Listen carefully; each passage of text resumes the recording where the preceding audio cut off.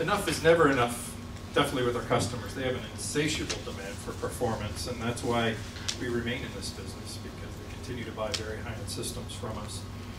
We have been embarking on a big effort, actually, in the industry over the past year to try and drive business into the Apple Mac Pro install base.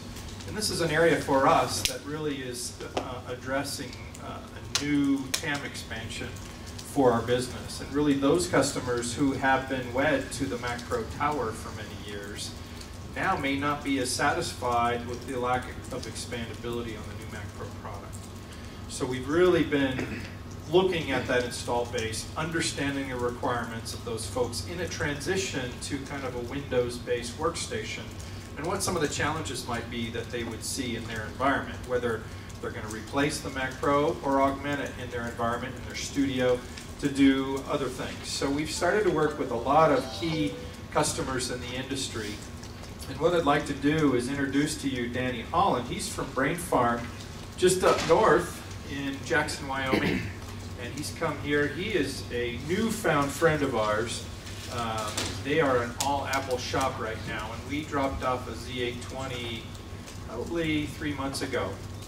And it was just actually before NAB. And they got that and were astonished with the performance that they could have on the Z820 on a Windows-based versus what they had been using with their Mac Pro in their studio environments. So Danny Holland, I'm going to read his bio here because it's pretty compelling. He's a post-production supervisor and colorist at Brain Farm. Once grounded by his mother for taking apart their parents' camcorder. He's just curious. He's always been fascinated by the technology behind the tools and that they use and make great images. Initially, this passion for technology and imagery led to a pursuit of photojournalism. Soon, Danny's love of storytelling and video led him to filmmaking. His desire to solve problems and fierce attention to detail made him at home in the dimly lit rooms of editorial and color grading. Moving to Jackson in 2009, he started working in post-production at Teton Gravity Research, helping craft various post-workflows, performing color grading, and finishing over 6 feature films, as well as a number of TV and web projects. Danny is an avid skier, mountain biker, and adventure seeker, and he has to be working at Brain Farm, and you'll understand why here in a minute. So please welcome Danny.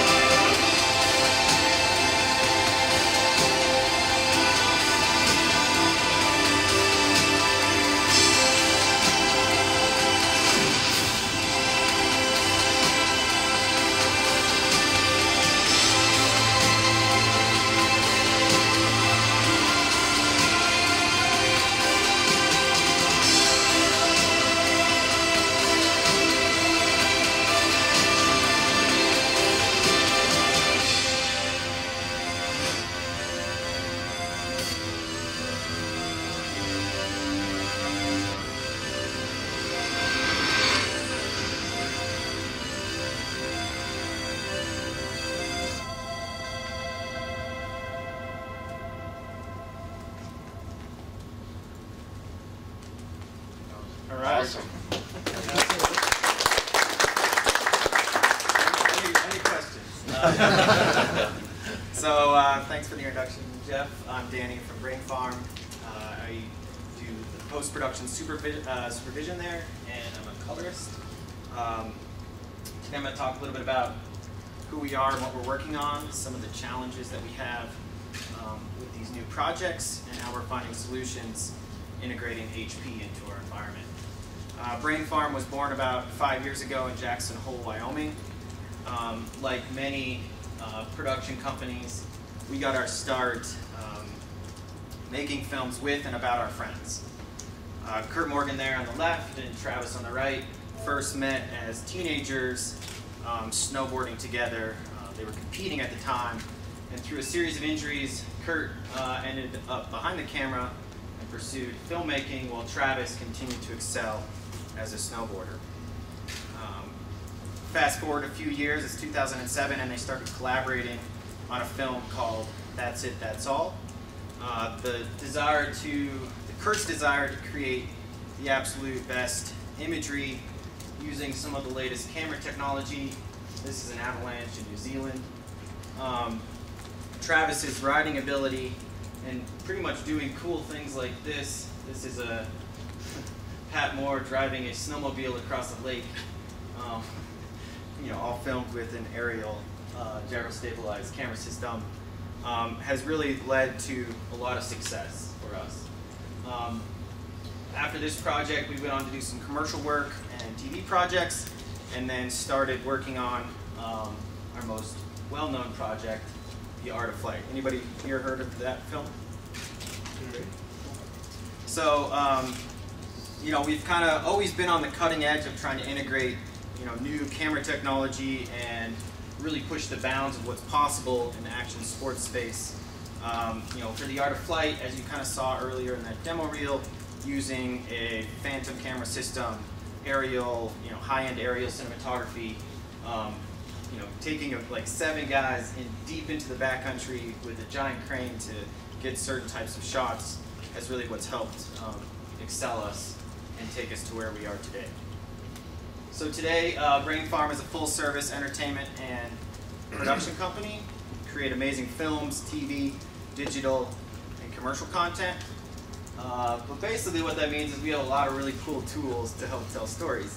I feel like the production guys get all the best toys to play with.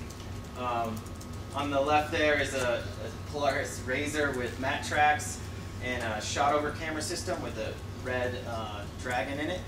That makes for some fun driving in the snow. Some endless dollies. We have a 4K Phantom camera. That's it being used there to shoot some salmon laying eggs in the streams up in Yellowstone with a microscopic camera.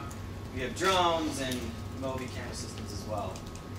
So all this kind of leads into some challenges and sort of the world that we're now working in, which is 4K. Obviously, from a post perspective, it can be a little difficult making this transition. So a couple of the projects we're currently working on, we've got 4 main projects going simultaneously right now. We have a snowboard film, basically Travis Rice's next project in association with Red Bull Media House. We have a skateboard project with Paul Rodriguez, again trying to take some of this camera technology, some of our style of filmmaking into the skateboard world. We have a surf project going on as well with John Florence, an up-and-coming surfer for those of you who like surfing. And then we have a big natural history project on Yellowstone, which is kind of a very dramatic shift in comparison to this more action sports world. Here's a little sneak peek at, not necessarily a sneak peek, but a little video about getting started with our snowboard film.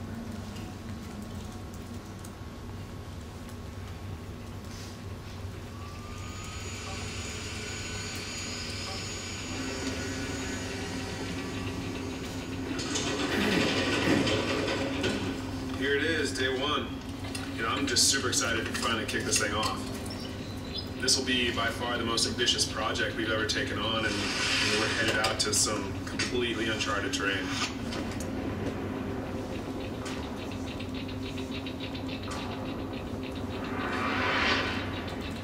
first day is always extremely nerve-wracking.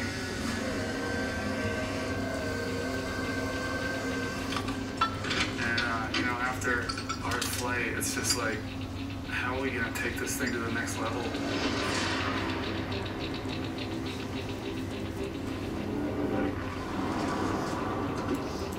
A lot goes into getting ready for a film like this, and we took some time off to kind of prepare for the next 2 years of filming. I think everyone has really spent a lot of time and effort getting to a point where we're ready to go. Lights are green, we're headed forward.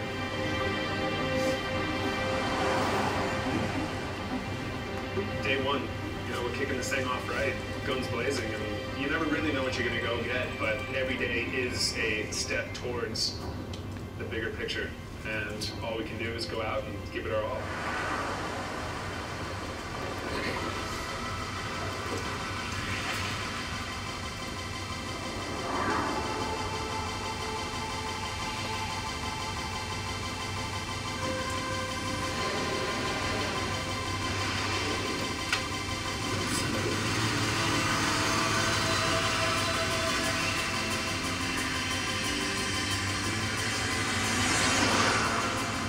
Put so much time and effort in the pre-production of this film. It's just good to get going. It's good to get started. It feels good to finally, you know, get the hands ready. 3, 2, 1.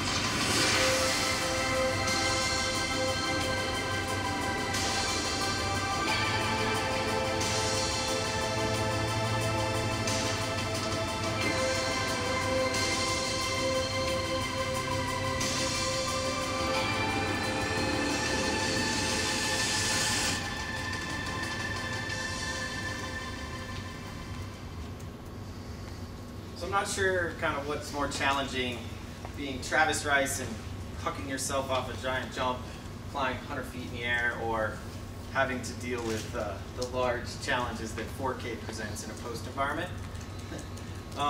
As we started to kind of understand some of this world that we were stepping into, we kind of framed it in 4 different areas. Large amounts of media, you know, now more than ever, we create an amazing amount of media for each of these projects. How do we handle that media once we bring it back in-house and deal with it with our network infrastructure? How do we work with that media editorially, create graphics, and then finally, how do we finish, grade, and deliver that content? So, large amounts of media, we estimated for our snow film, for example, that we would create roughly 500 gigs to 2 terabytes of media per day or per shoot day.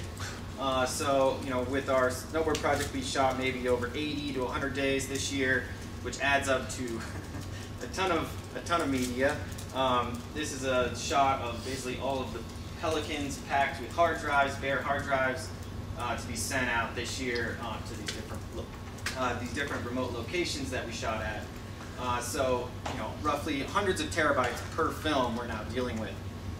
This equals a lot of HP LTO tape. If you're not able to basically hold all that media on spinning disk forever. So we knew constraint-wise that our network infrastructure wasn't able to fully support a native workflow and basically try to edit in with this raw material. So as we started to kind of consider that, we wanted to stick with an offline to online type of workflow, but soon as we looked at that, we saw some of the bottlenecks that we saw that we recognized here. For one, all of our field media was using Thunderbolt technology for offloading. You know, when you're trying to offload 2 terabytes of media that you shot that day and it's like 11 p.m. at night and you have to wake up at 5 a.m. in the morning, the ability to have really fast connectivity there is make or break in order to be able to shoot the next day.